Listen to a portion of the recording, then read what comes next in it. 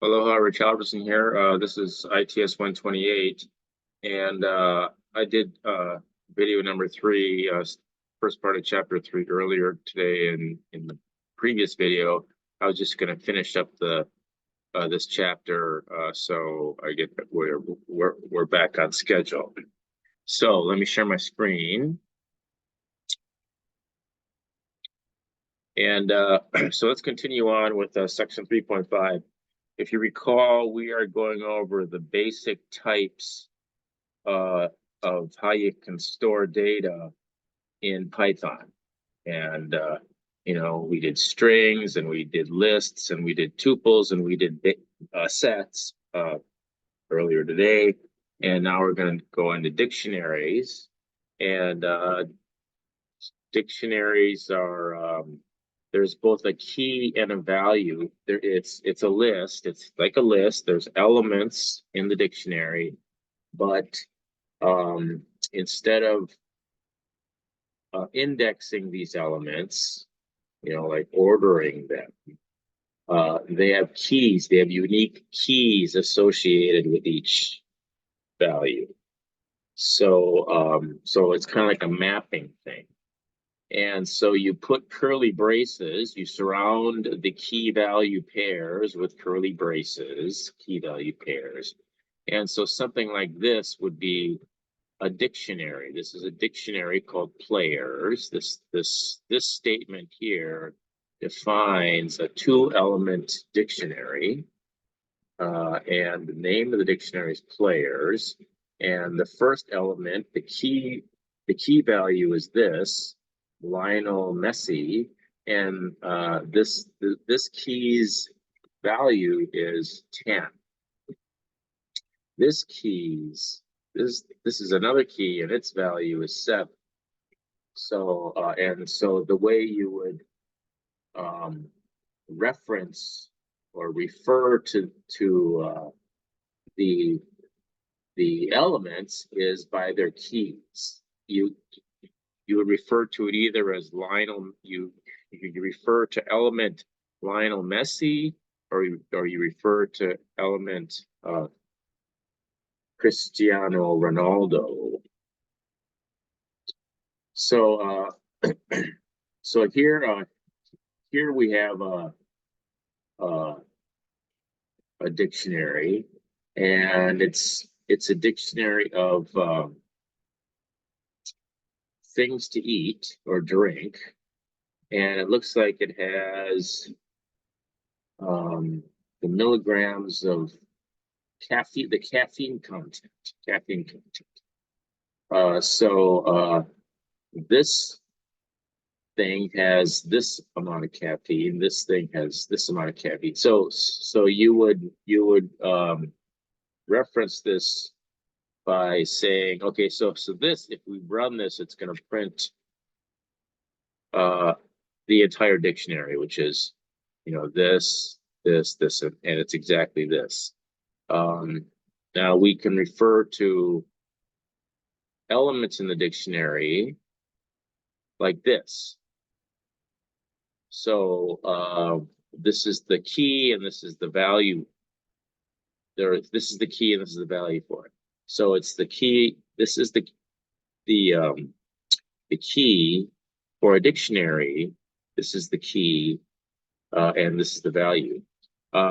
So this is an example of how you add a new entry to the dictionary. You just, use a different key, and then you assign a value to a different K here, and if K is not in the dictionary already, then it'll add it.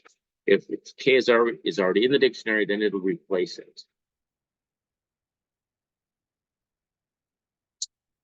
And so, as you might guess, a dictionary is mutable. You can mutate it. So if we were to go print caffeine content mg of this, which I've never had before, but let's just do that. we should see that print first before the entire dictionary prints out. It should print out 270 first, I guess. Okay. See, there it is. That's 270. That's this first thing I printed. So that's how you reference particular elements of the dictionary. It's kind of like a list, except for this reference thing inside the brackets is the index, is an index. In a dictionary, it's just a string, it's whatever. And every language has a thing like a dictionary. This is accessing dictionary entries. See, here we're using this printing method, string formatting, to print out. This is what we'll print out here is whatever the value that's associated with the key apples is, and which is, oh, it's this. So it's going to print out 199. See, that's what that is. And then this caused an error because it's referencing something that doesn't exist. See, there is no lemons in prices. There's only apples and oranges. So it's not like it defaults to a blank or anything. All right, so this is modifying and removing. To add, you just, define it. To modify it, you just redefine it. And to delete it, you use this del function where you delete this whatever it is, and it'll just take it out. So this is how you might delete the banana entry of prices. Here we define an empty dictionary. We use this thing, and so if you use these double braces like that, these double curly braces, you're defining a dictionary. You use double curly braces with sets also, but to define an empty set, you use the set method. But you can use the curly braces to define an empty dictionary, and you're going to use dictionaries much more often than you use sets. And then this is here, we're adding a new element. We're adding the first element to it called banana, or it's the key value is banana, and the value that's associated with the key is 1.49. And here we're modifying it, and here we're deleting it. And now it's empty. See. All right, so whatever. Let's make sure you're doing it right. Okay, let's do this. Okay,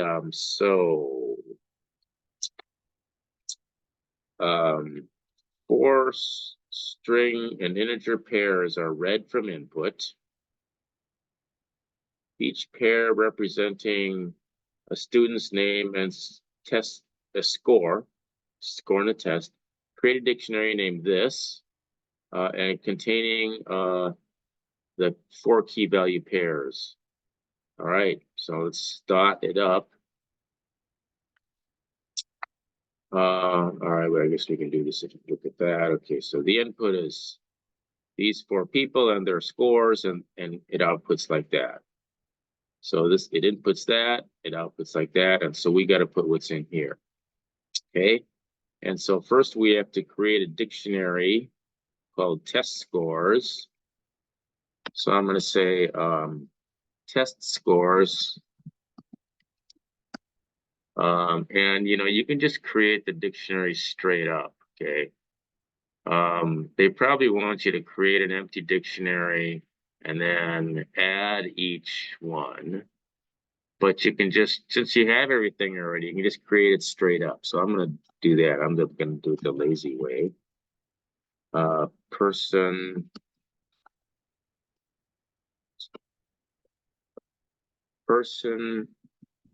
1 colon person score 1 comma Let's see.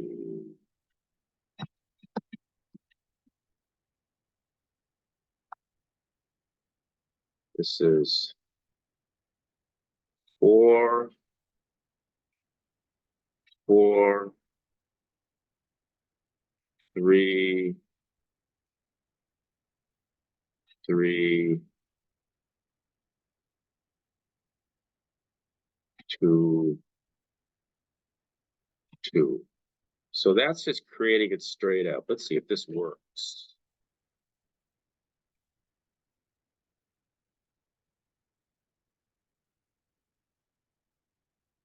Oh yeah. So it worked.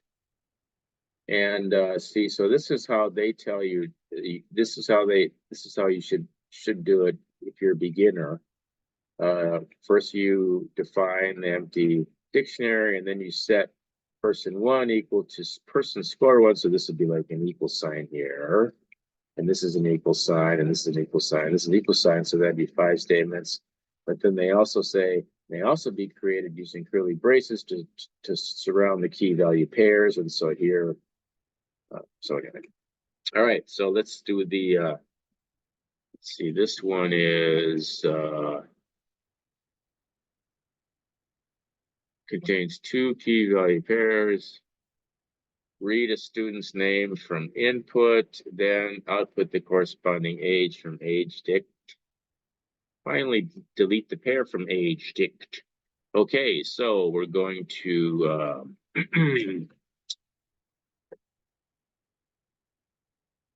we're going to read in something. No, we're going to read in a name. All right, whatever. Okay, student name equals input, and read it in. And then we're gonna output the age. I guess we'll just assume it's in there. So we're gonna output the age. Print age dict of student name. Okay, so print it out, and then delete it. Delete that pair. So I guess I'm deleting age dict student name. I think that's how you delete. Let's see. Is it DEL? Yes, it looks like it is. Okay. So is this correct? Oh, yes, it is. All right, let's do I'll do the last one, you do the third one. Okay. Let's see. We're defining a nice dictionary here. And that's a dictionary. It's got 10 key value pairs. So we're going to read in a word 1 and a word 2. And they're going to represent a 2, together represent a 2-digit number. Use word to num to access the numerical equivalent value of the 2 words. Then output the first numerical value followed by the second numerical value.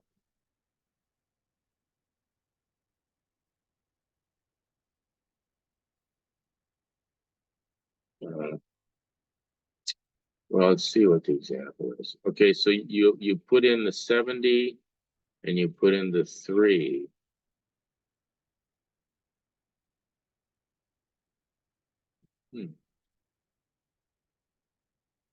Really?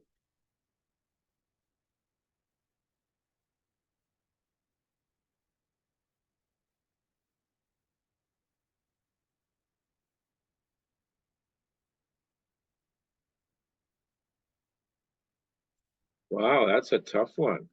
All right. All right, so I'm going to do it this way. I'm going to say my code is going to be oh,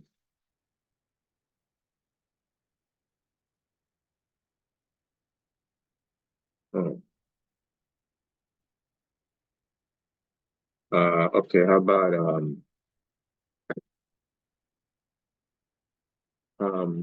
num to print? I'm just going to say num equals the first one is going to be word one.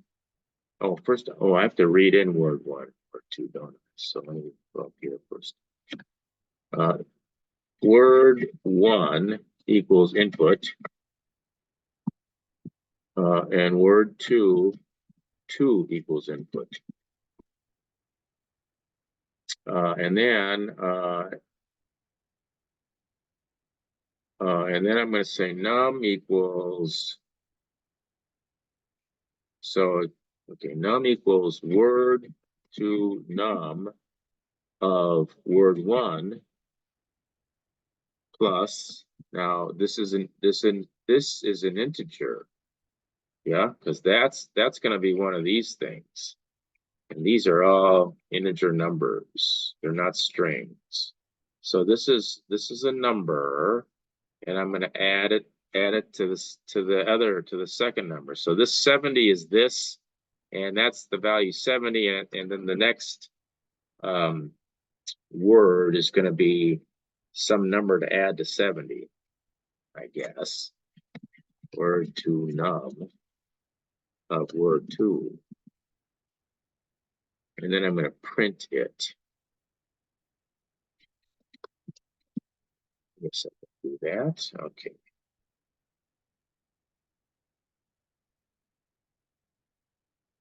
Huh.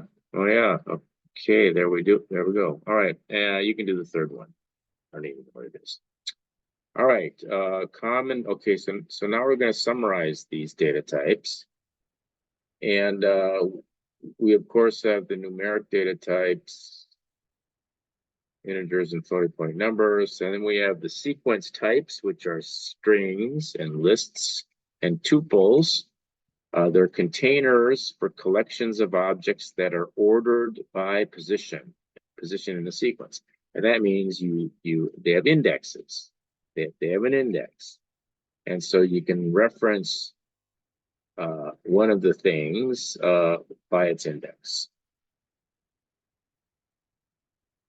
A list and a tuple are very similar, except for a list is mutable, and the individual elements may be edited or removed, but a tuple is immutable, and they can't be edited. If you want to, you have to create a new tuple. If you want to change it, you actually have to create a new one.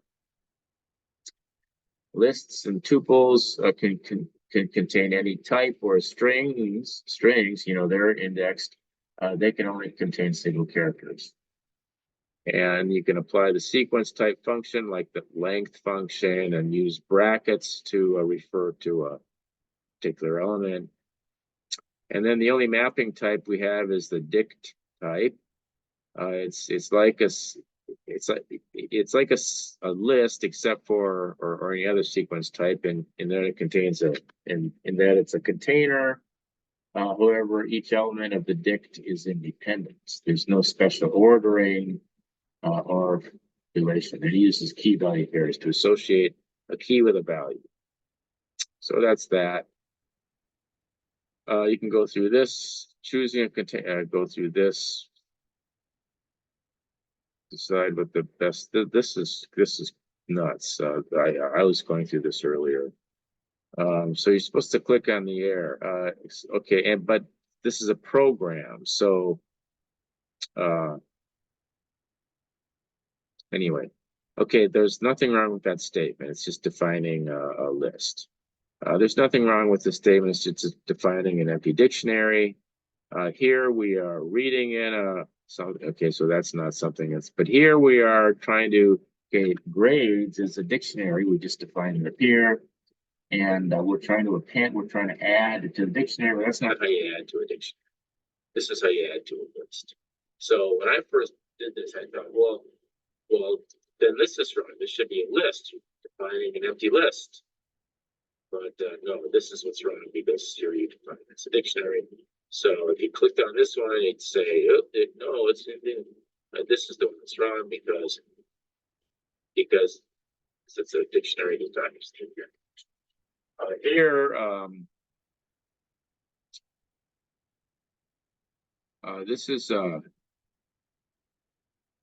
whatever tuple, I guess, and I guess you don't remove. Well, I think this is the one that's wrong. Tuples cannot be more. Oh, okay. Tuples are immutable, so it doesn't make sense to delete something out of tuple. This doesn't seem. Anyway, this was the right answer. All right. Additional process grade calculation. Okay, so you can go through this.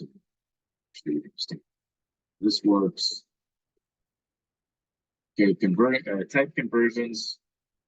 So, there is this implicit type where, if you add a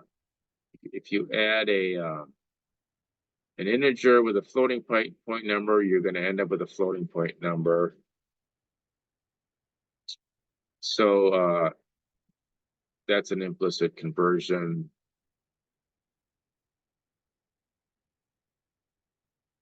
Let's see. There are these functions to convert. This takes what's inside, whatever inside here, and it converts it into an integer however it can. So if it's a string, it has to be all digits because it has to be convertible. If it's a floating point number, it's going to hack off the decimal. This creates a floating point number out of strings that look like 1.4 or an integer. Okay, and then this will take anything and convert it into a string. And you have to do that if you want to take something and concatenate it onto something else. You got to, let's say you have a number and you want to do a concatenation function. You can't just do plus and have the interpreter know that you mean the string version of an integer. You actually have to use this. All right, so you can make sure you understand that. Okay, here's a challenge. Okay, so what's the output on numbers? And it's 3. For the new number, it's going to be 3. 3. Okay, let's do number 3 here. Yeah, I know.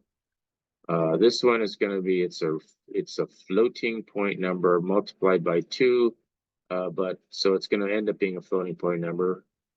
So new number is going to be a floating point number, so it's going to be 4.0. And let's do number 5. This is going to take 4, convert it to a floating point number, and then we print it out. So it's going to take 4 and make it 4.0. That's what text on that decimal point there. All right, you can do the rest of them. What's this one? An integer is read from input into a variable called that. Use the conversion function to convert that into this. I'll convert it into a.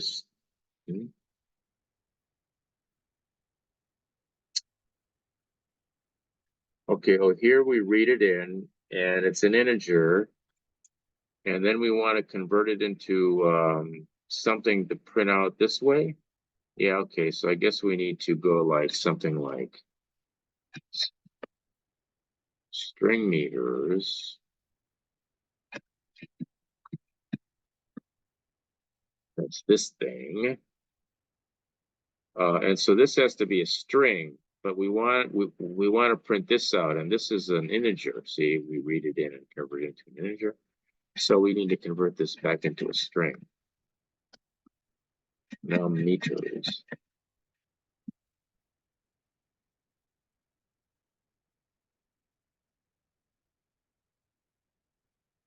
Okay. I'll do the second one, you do the third one. 2 floating point numbers, and we want to 2 floats are read in, into variables. Use implicit conversion to convert the value of num miles to a float by adding these two. I don't know, do I just do num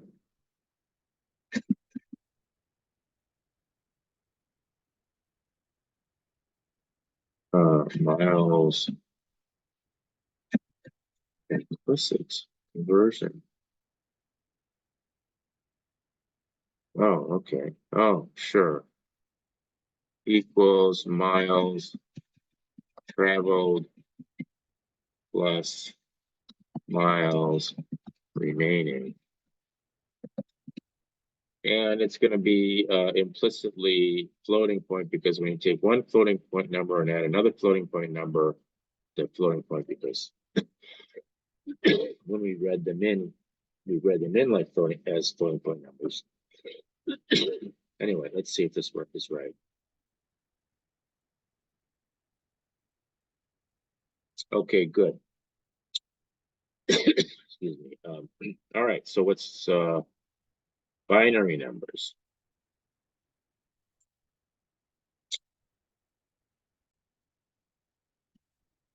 All right, binary numbers.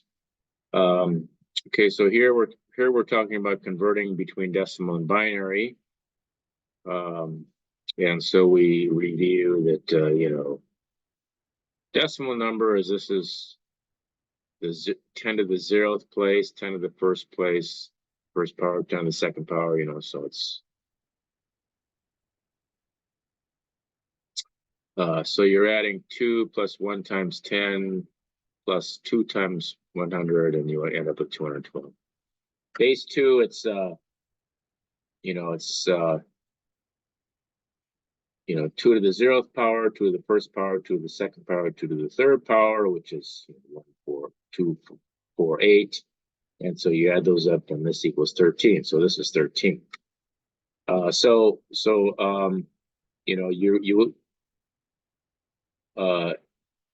You fill these places up with ones or zeros. So when you add them up, you multiply them by 1 or 2 or 4 or 8 or 16, it ends up equaling the decimal value.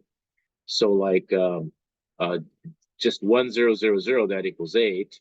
1001 is 9. 1101 is 8 plus 4 plus 1 is 13. So you see that's why it's 13. 8 plus 4 plus 1.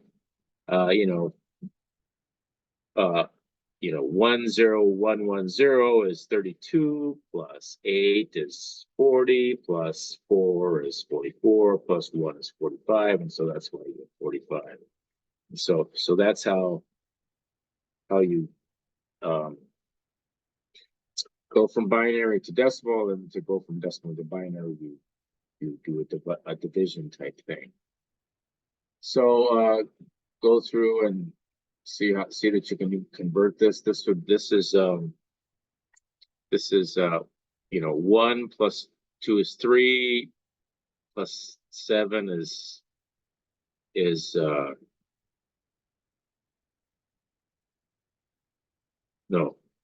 plus 1, 2, 4, 8. But anyway, so this is 15.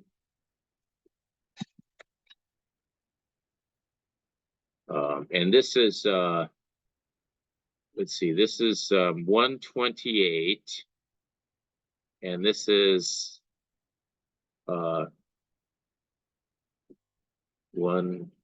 2, 4, 8. So 128 plus 8 is 136. This is 128 plus 8. 136. Is that what 128 plus 8 is? Yes. 136, did I say? Yes. Okay, so anyway, convert this 17 to an 8-bit binary number. Well, 17 would be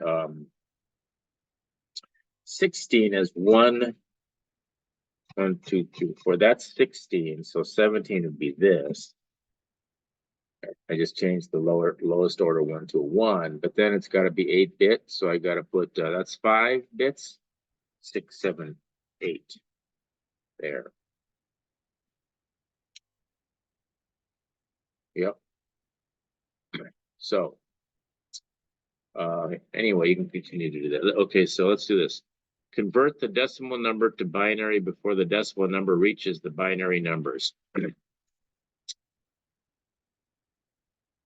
Okay, well, this is kind of corny. This is gonna drop down. Okay, so let's start this up.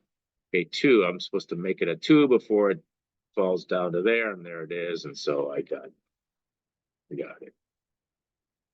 But it turns out that if I press check, so let me just do the next one. 4, 1, check. Woohoo. Next. 3, 1, 1, check. Woohoo. So learn how to do those fast. All right, string formatting. We've been doing, let's see, so I guess we're just learning about the F thing.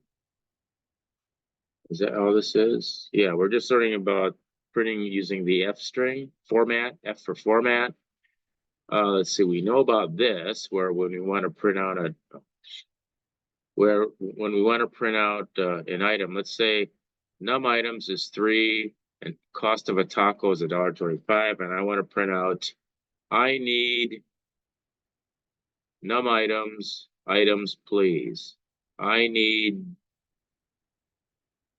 num items, please. It's this one. No, it's not this one because it's got to have an F in front. Oh, this one, F. I need num items. It's this one. Okay.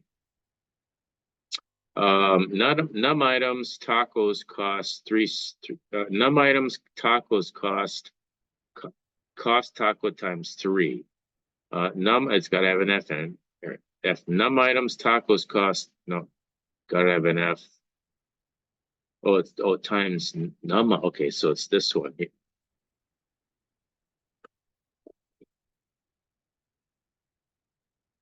What's the difference between these two? Oh, these are parentheses. These are curly braces. It's got to be curly braces. Okay, so it's this one. Num items tacos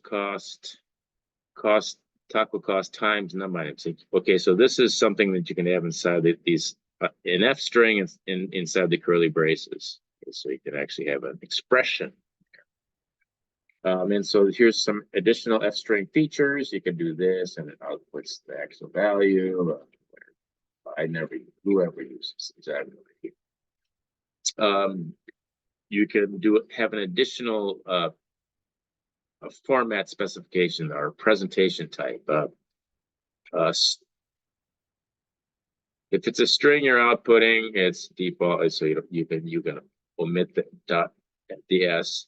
If it's a decimal, well, that's sort of a default. But if you want to print out a decimal with commas, you can do colon comma D, and then it'll print out the comma.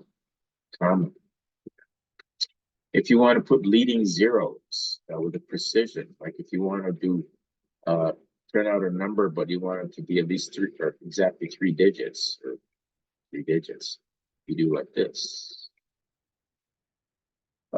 This will take a number, and if you do colon B, it outputs it in binary.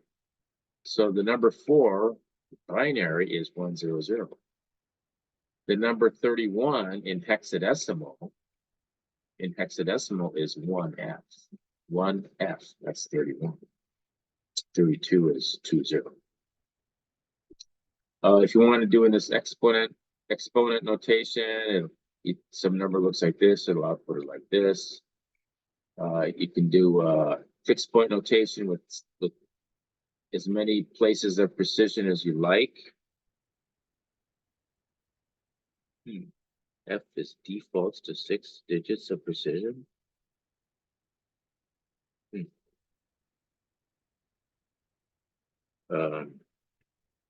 This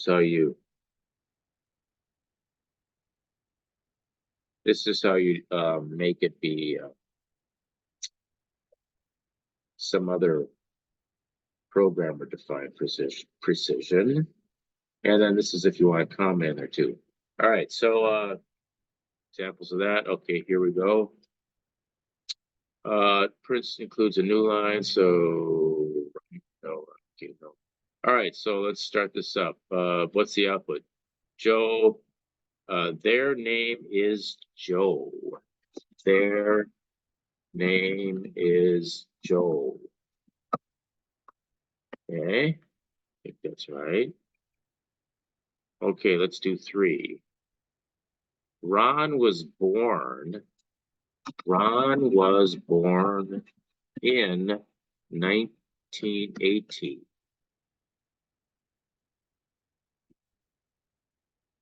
Whatever. Let's do 6. Let's do the hardest one. Ooh. Well. 13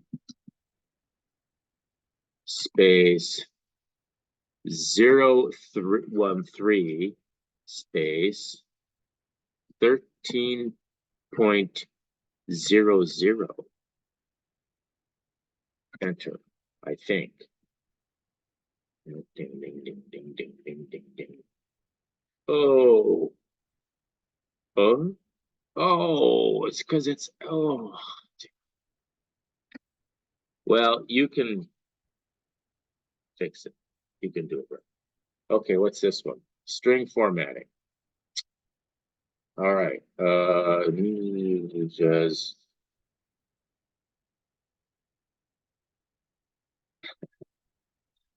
lots of students. I love it. All right.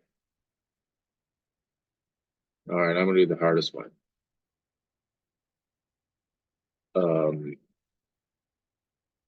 Num tacos at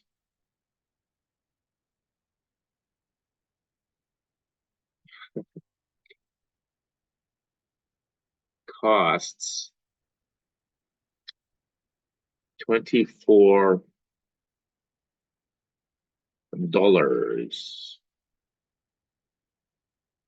Methinks.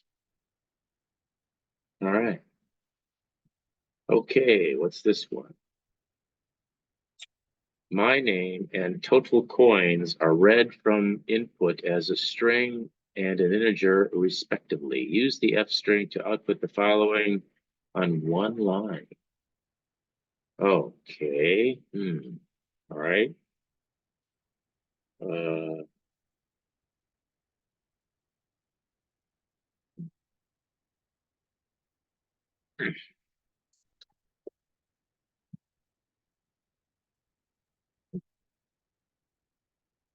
what do I do? This whole thing? Oh, I gotta press start. Okay, so the value, the value of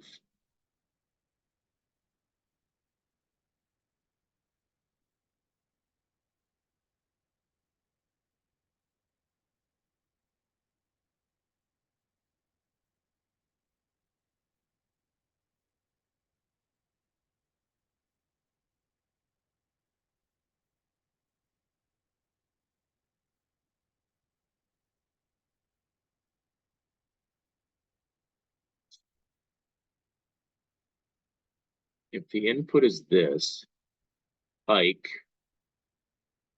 9, the output is Ike found 2 coins, so 11 coins in total. Oh, I see. We add 2 to it. All right. So we say, okay. All right. I go like this then.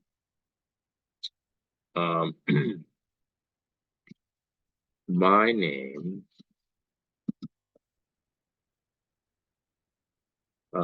found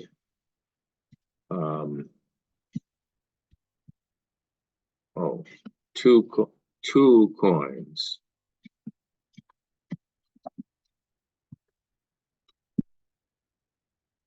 So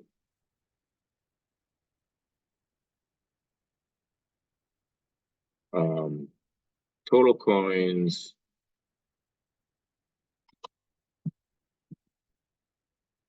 total, what if I have to do int? Oh, it already does int. Okay, total coins plus 2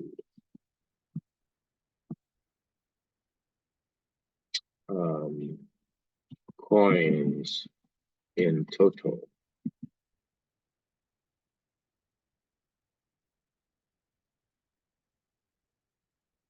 All right, is this right?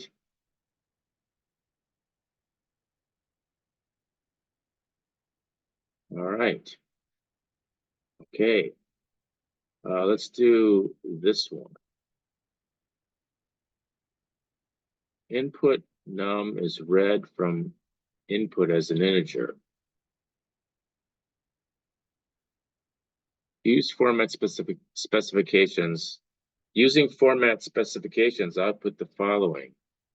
So if we read in this, if 7 is input, then the output is this, which is 7 in binary, and this, which is 7 with 6 places of precision. All right, so I'm supposed to say,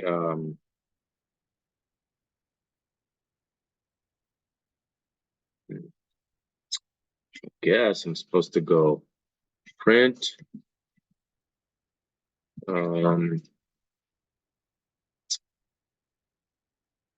f input num colon b.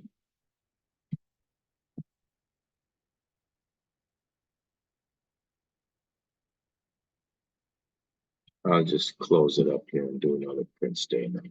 Does it say I just have to do? I can use 2 print statements. Print this. Copy, paste, and I'm going to make this. Where's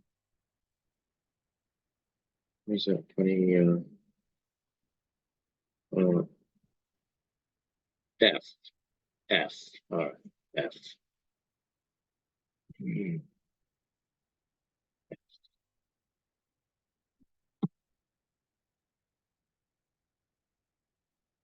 Let's see.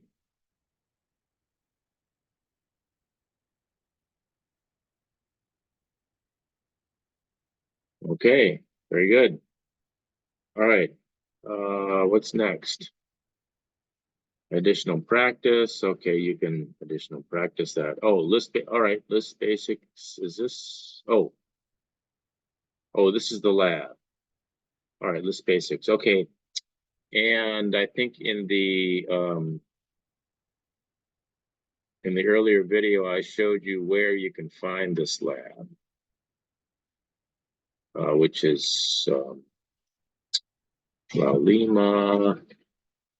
Let's see if I'm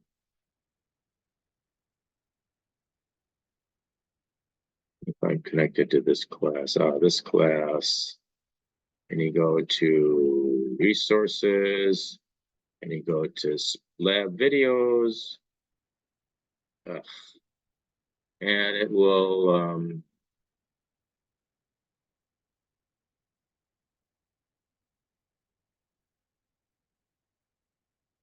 hold on.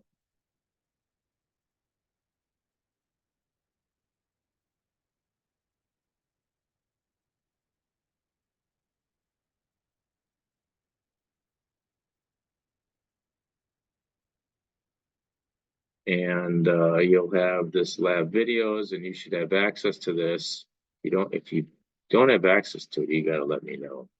And you should be able to go here 312, and this is when I did it.